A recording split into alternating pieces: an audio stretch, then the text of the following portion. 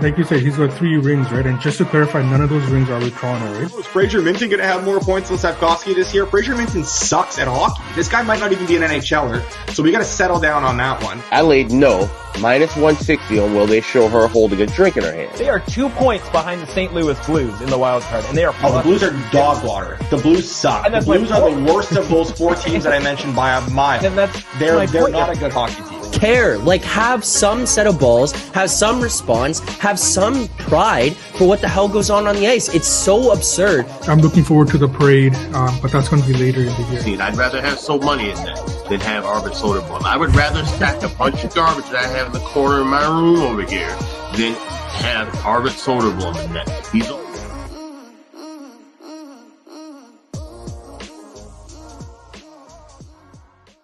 May 31st, welcome back to Edgework presented by Pinnacle. I'm Zack Phillips, joined here on this Friday by the Thursday cleanup crew, Russ and So Money here to help us break down everything that's gone down in the NHL over the last couple of days. Look ahead to tonight's game, look ahead to this weekend's games. But before we can get into any of that and answer questions from the chat, I want to remind people that today's show, as always, is sponsored by Pinnacle Sportsbook. Pinnacle is the world's sharpest sportsbook in business for 25 years. If you sign up today, you can find out what professional bettors have known for decades. Pinnacle is where the best bettors play. You must be 19 plus, not available in the U.S. Please play responsibly. And note, as we go through the games here today, tonight's game, tomorrow's game, no matter what way you're looking to bet this one, a lot of times you're going to find that Pinnacle has the best odds for any way that you're looking to bet on these games. So make sure to check out Pinnacle Sportsbook. Add it to your list of outs today. Gentlemen, let's start with Dallas-Edmonton. I mean, I know that the most recent game in mind is going to be last night between New York and Florida, but I kind of want to jump back because we haven't had an opportunity to break that one down here yet and talk about what went on in Game 4 between the Oilers and Stars. And So Money, you were there with me helping break that one down. We talked about series prices heading into that one. The Oilers plus 204, the Stars minus 240 according to Pinnacle before Game 4. Yet again, we're seeing another big swing, and you had kind of predicted that. You laid it out for us that based on the way that the games go, based on what result we might see, where the series might swing to, and how those two teams played, we might see another drastic move, and that's what we've seen here. Going into Game 5 now, we're looking at an Oilers series price, minus 104. The Stars currently sitting at minus 111 there on the other side. Is this kind of just how you saw this one going based on the result and based on the fact that the series is now tied 2-2? Yeah, absolutely. I think that there's just massive swings with playoff games. So yeah, it's not surprising. We talked about it, we expected it, and whoever wins tonight, you're gonna have another massive shift again, right? So it's just, and that's just the way these playoff games go. Like if whoever you like, whoever won the previous game, you're always gonna have a premium on them if you want to bet them. Russ, we see these swings back and forth. Have you jumped in at any point? I mean, it's been a little while since we've talked to you and heard from you about what's going on in these series. Have you jumped in at any point live on either side and gotten yourself involved from that standpoint? Yep. Yeah, we had a ticket on the series price for the Stars before everything started. And then right after they dropped Game 1, we backed the Stars again. It was feeling pretty good about it until that game 2 nights ago. That was just an incredible showing, I thought, by the Oilers. They played very, very well. Honestly, those 2 first goals by the Stars probably shouldn't even have been goals. Skinner is being Skinner. And then he kind of shut it down after that. It was just complete domination by the Oilers, after those 2 goals went in the net. It was surprising to see, in the least. I was definitely not expecting Edmonton in that one, and they completely dominated that game. So I do have tickets on the Stars after Game 1 at plus money. I'm not sure if I would be looking to get back on them now after what I saw 2 nights ago, and especially now that we're going back to Dallas tonight. Yeah. They should be able to get this one, but yeah, I was a little bit shell shocked after I watched that game a couple nights ago. The Oilers just completely dominated. So I do have the Stars in this series. I have money on them at a couple different prices, but I'm a little bit worried, to say the least.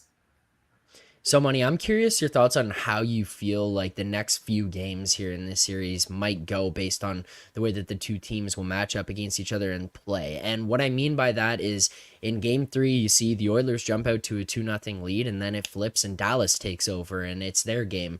And then in the most recent game, we see game 4 of this series, it's Dallas out to a 2-0 lead, and the exact same thing, but the other way around takes place. The Oilers take over and go ahead and win that one.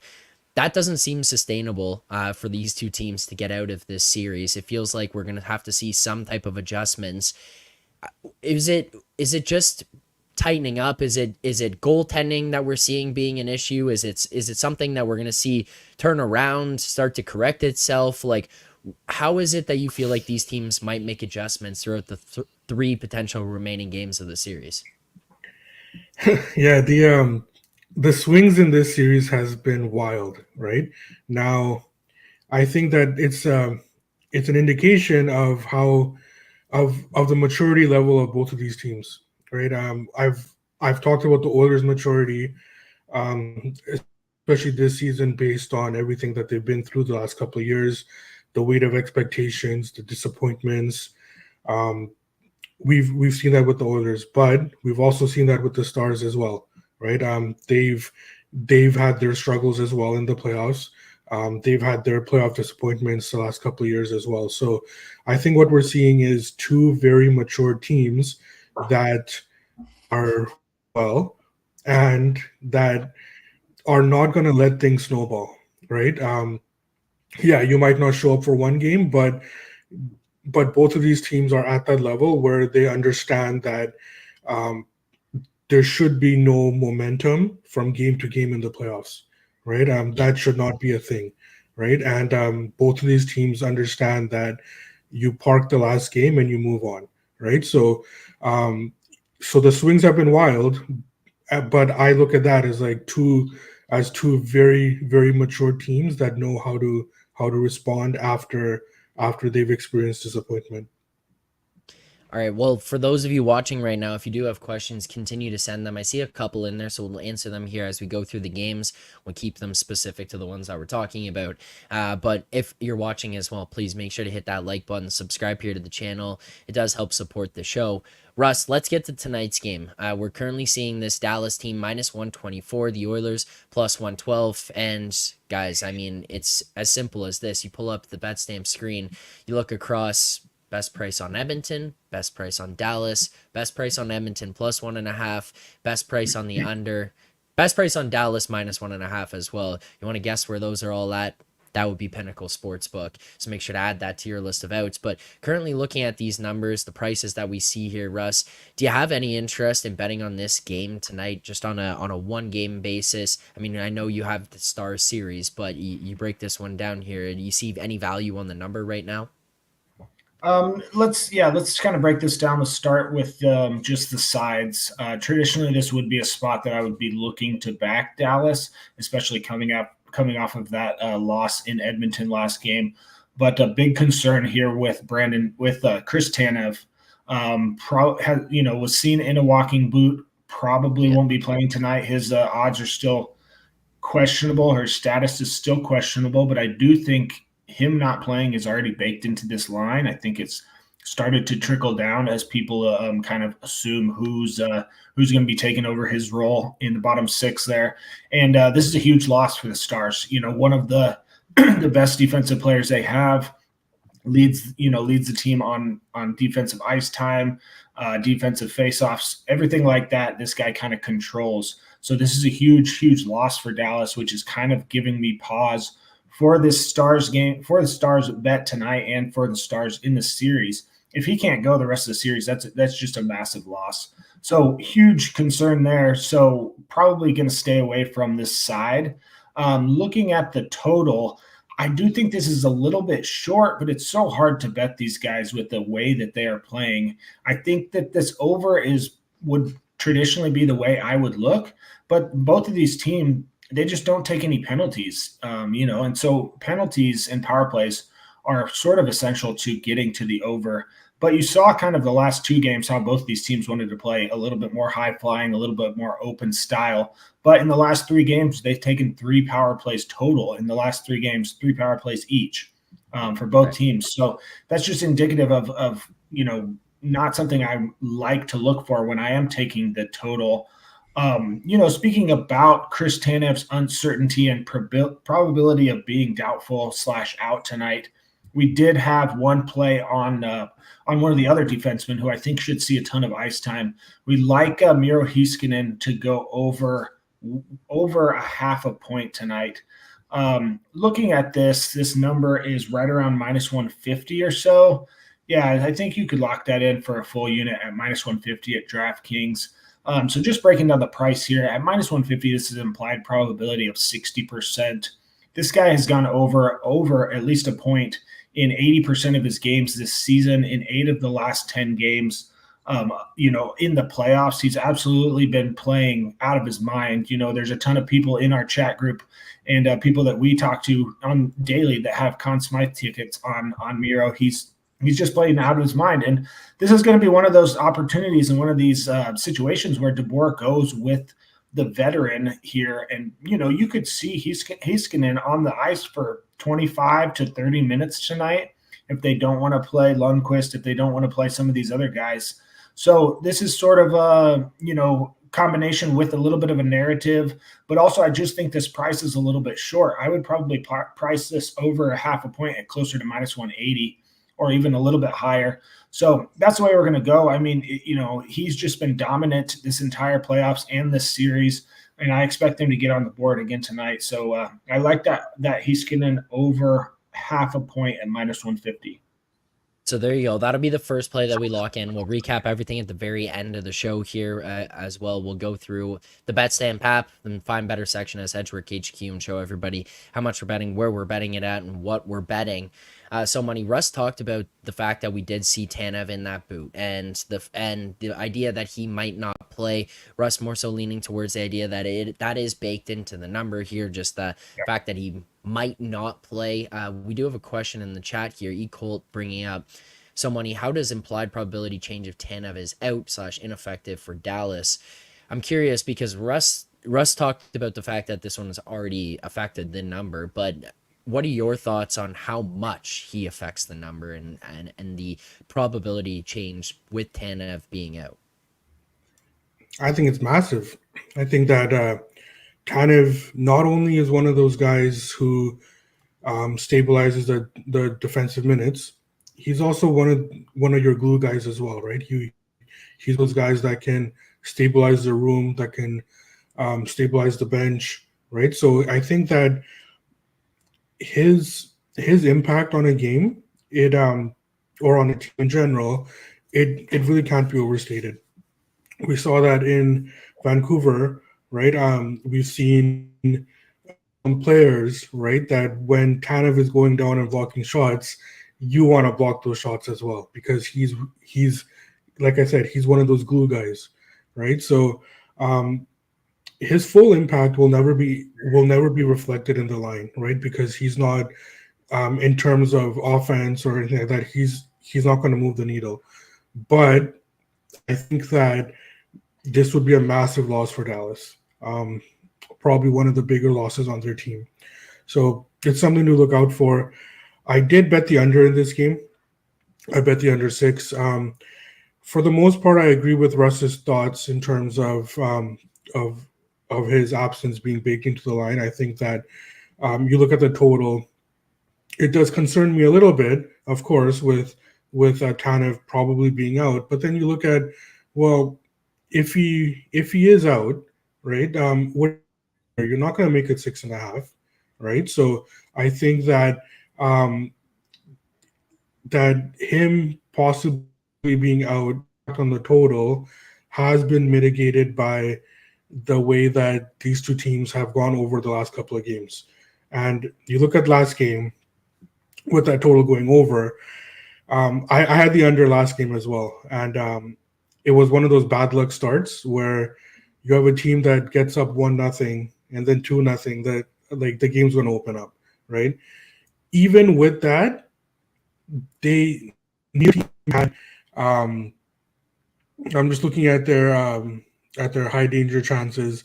Uh, neither team had high had a lot of high danger chances in that game. It was still it was still a defensive game that just happened to go over, right? So we've talked about before how Edmonton needs to play this game. We've talked about how Dallas is fine playing the way that Edmonton wants to play, right? So and there's a little narrative here as well with that. If Tanev is out, which I'm assuming he is, then you're going to have possibly more of a buy-in from the rest of the team that like we're losing one of our big defensive guys. Like now everybody has to block that extra shot. Everybody has to get into that passing lane, right? So I think that you'll see more of that, which you will naturally in like a game 5 and like a 2-2 series. So I think for those reasons, there's still an edge on the on the under 6 here. I've got it up to minus 120. Okay, so there you go. Next bet that we lock in, the under 6 minus 118 for tonight's game. Final thing I want to ask you guys before we get off of this one. So, Money, you are our goalie guru here on the show. And I know that there's a massive element of unpredictability, especially in some of these younger guys or not necessarily top end, elite talent goaltenders where you can experience some of these massive swings. Charles asking, is the Skinner meltdown game coming tonight? Now, obviously, we can't know for sure whether or not that's coming around the corner, but just based off of what you've seen out of him over the last couple of games, you feel like there's maybe the potential that that's just been removed from his mindset, removed from his game, that's not going to come, or should we be anticipating some kind of blow up at some point over the next little while? Look, it's no secret that I have a certain affinity towards Stuart Skinner, right? Like Yeah. probably because he reminds me a lot of myself, right? There's no there's no elite talent there, right? But the kid's a fighter, right? Like Right. he's a grinder. He he's gonna have bad games, but he's also gonna have games where like where game 4 he did not give up that third goal, right? He made the saves that he needed to for his team to come back, right? He's not going to get you a shutout every game. He's nowhere near the other 3 goaltenders that are left in this playoffs right now. That's that's that's not debatable. But in terms of his meltdown game, I argue it already happened, right? You look at you look at game 3, right? You look at the start of game 4. I think that is the extent of Stuart Skinner's meltdown, right?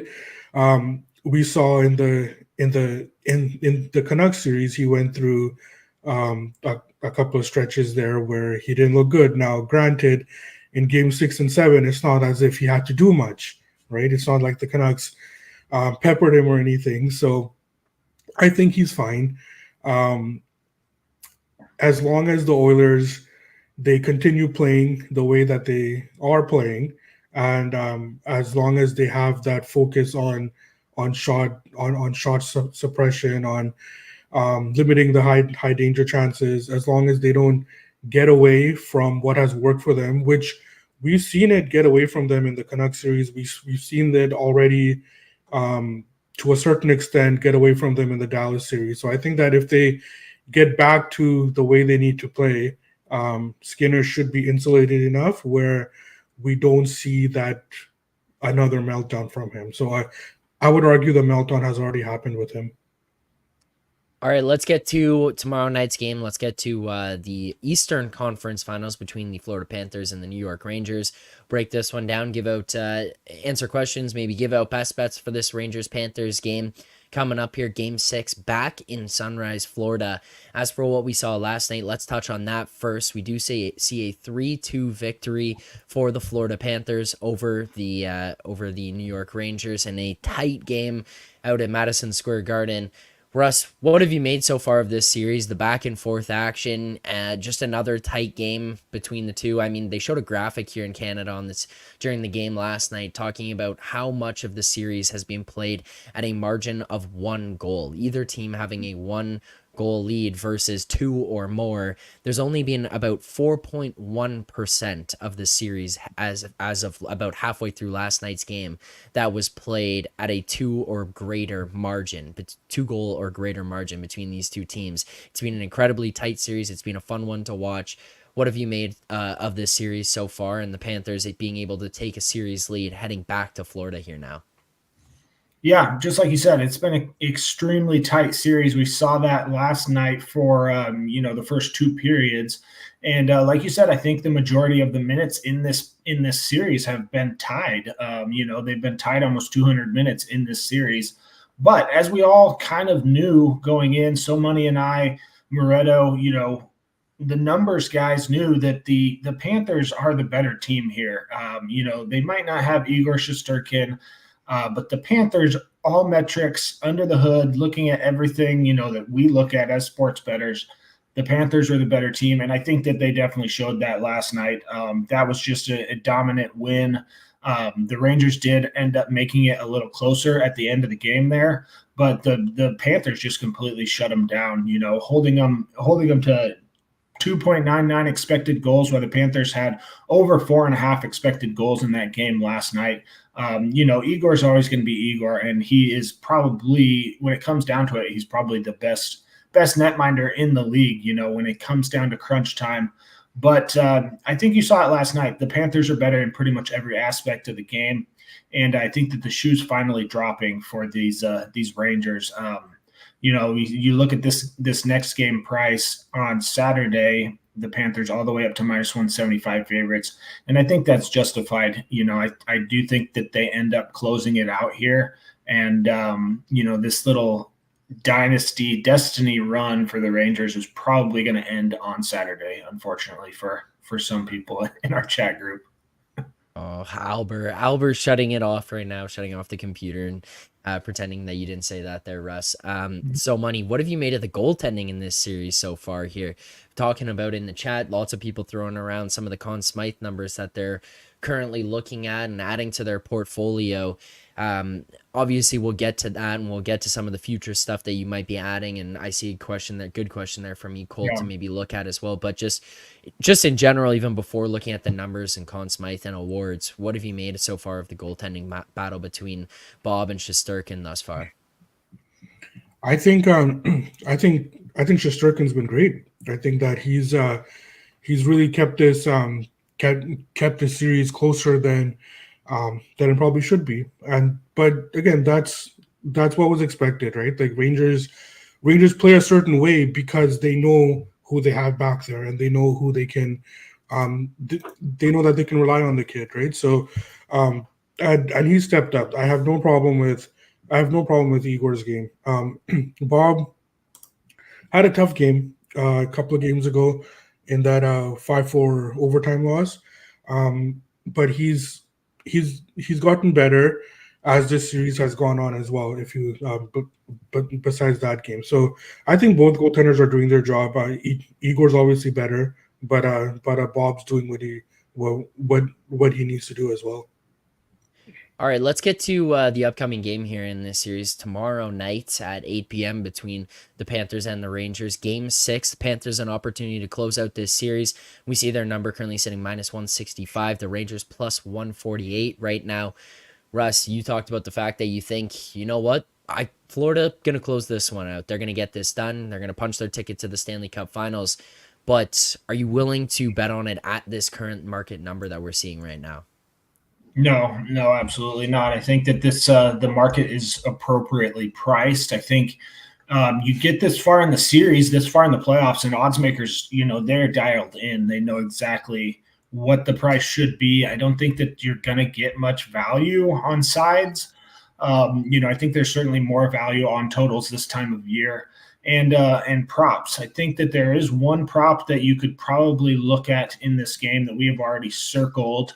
The last 2 games in Florida, the Panthers have all but dominated. They did drop one game in overtime, but one game they had 40 shots on goal, and the other game they had 37.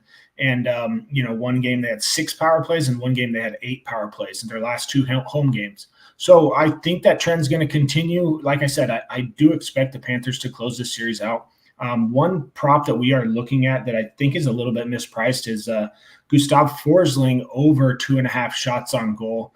Not a common look, but this is getting priced at close to plus 150, plus 145.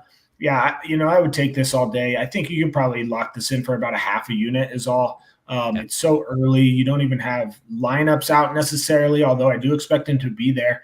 But he's played well pretty much all playoffs. He's gone over this total in 6 of his last 7 games. He's gone over this number, over 2.5 shots on goal in all games but one of this series. It just seems like he's been in the right place at the right time. And like I said, the last 2 games at home, the Panthers have had 40 shots on goal and 37 shots on goal. It's not to say that obviously Igor will probably save most of them, but that doesn't matter in this prop, obviously. So this is a little bit of a sneaky play where maybe the odds makers aren't looking, have maybe overlooked in kind of this no-name defenseman here. So that's the way we have gone in this game. There's a couple other ways I think this game will go. I do think it'll probably be pretty low scoring. Igor will stand on his head. I could honestly see a 2-1, 3-1 game, kind of like last game, in favor of the Panthers. But those numbers are juiced down, So I think we're going to follow the way the last couple games in Sunrise have gone, with the Florida Panthers getting a ton of shot chances, ton of shots on goal. Igor being Igor, and go with a lesser name dude over his shots on goal prop. So money. We locked that in there for the Gustav Forsling over 2.5 shots on goal plus 145 for a half unit. Now just taking a look at the main markets in this one, as we brought up, like plus 148 right now on the Rangers, minus 165 on the Panthers. Flipping over to the totals, you're seeing 5.5s plus money, plus 110s, plus 115s to the over on those. Do you have any interest in a side or total in this one here? So money for game 6. The side is tough. I look at the total.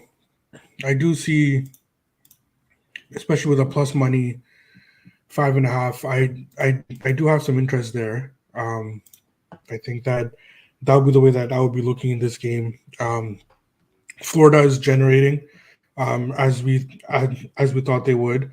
I wonder how long the Rangers' top guys are going to stay quiet. I think at some point, maybe it's too late and we won't see it in this series. But I would expect them to, if not score, like get things going, right? To at least create chances. And in a total, when you're betting the over, that's all you're really looking for, is like are our teams able to generate the high danger chances, right? So we know Florida can, and we know Florida will, because they've been doing it all series.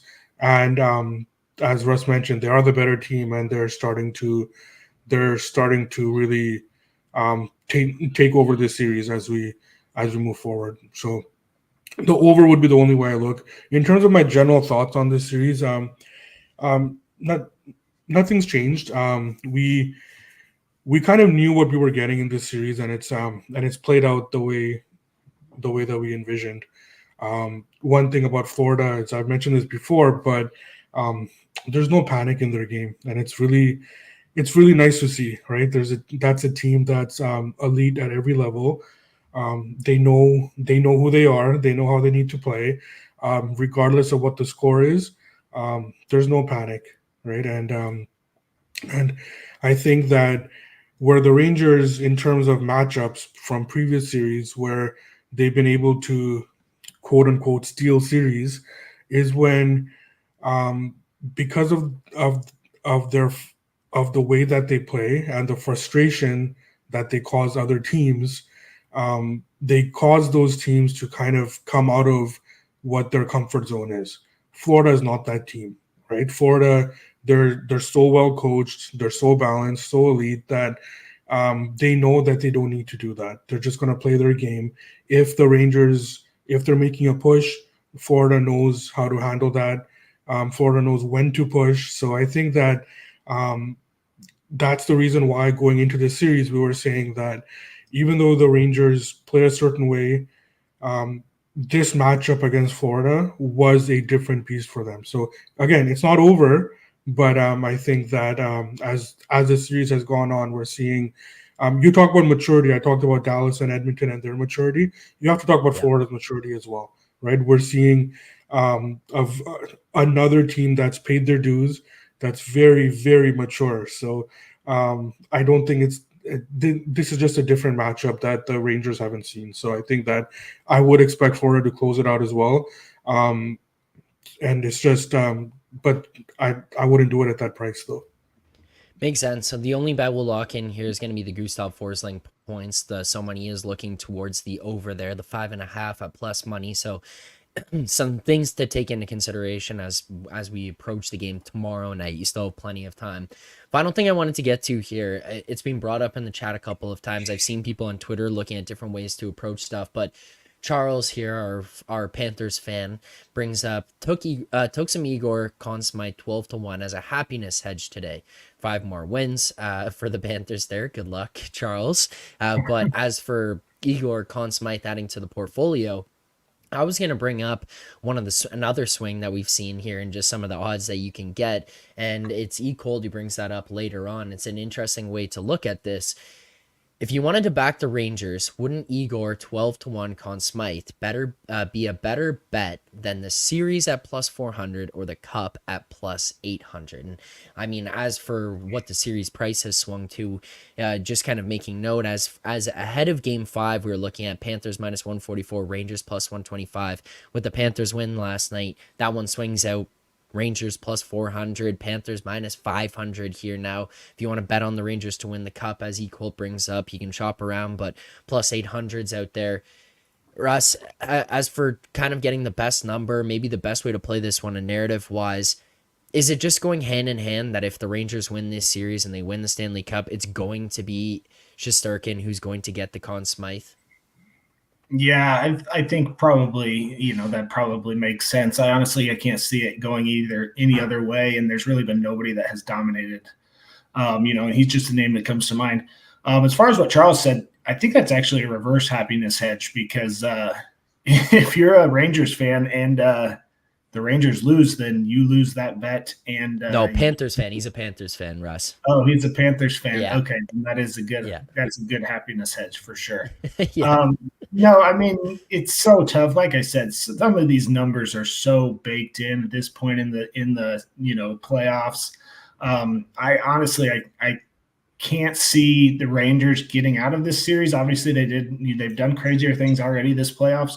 But then, in their next matchup, if they do play Edmonton, that's a very, very tough Conn Smythe to win for Igor. Obviously, they would have to, he would have to completely shut down their big dogs in Edmonton. So, I think if you want something to kind of root for, it's maybe not a bad place to put a couple of pennies or whatever, but, it's not something that I would be backing.